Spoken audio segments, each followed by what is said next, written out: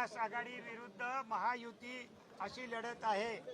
पुणे स्थानिक स्वराज्य मतदारसंघामधून ही जागा महाविकास आघाडीमधून राष्ट्रवादी काँग्रेस पक्षाला मिळालेली आहे आणि या राष्ट्रवादी काँग्रेस पक्षाच्या वतीने आज आम्ही या ठिकाणी 2 अर्ज भरलेले आहेत। एक, ज्यांनी या मतदारसंघामध्ये यापूर्वी आमदार म्हणून काम केलं ते कैलासवासी भाऊ विश्वनाथ पाटील यांचे चिरंजीव माजी नगरसेवक श्रीकांत पाटील आणि पिंपरी चिंचवडचे नगरसेवक, पिंपरी चिंचवडचे शहर अध्यक्ष तुषार कामटे या दोघांनी अर्ज दिलेले आहेत।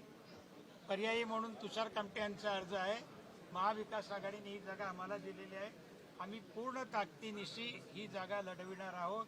या ठिकाणी राष्ट्रवादी असा प्रश्नच येत नाही। ही निवडणूक महाविकास आघाडी विरुद्ध महायुती अशी आहे आणि आम्हाला खात्री आहे की या निवडणुकीमध्ये यापूर्वी सुद्धाचा इतिहास आहे की ज्या पक्षाकडे बहुमत होतं त्या पक्षाचा उमेदवार पराभूत झालेला आहे। अशी 2-3 उदाहरणं या मतदारसंघामध्ये आहे।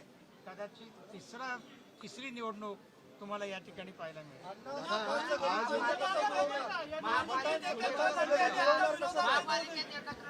आता विरोधात लढत आहे।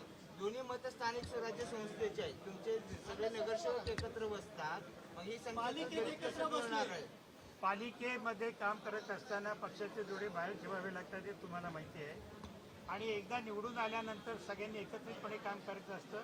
त्यामुळे महानगरपालिकेमध्ये तसं काम होतं।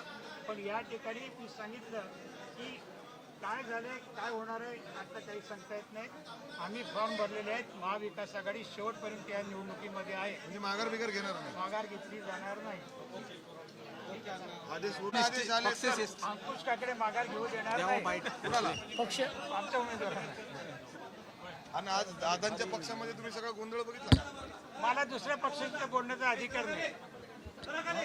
मला दुसऱ्याच्या पक्षामध्ये काय चाललंय त्याच्याशी मला काही कर्तव्य नाही। पक्षाच्या निष्ठावंत संधी भेटली पाहिजे।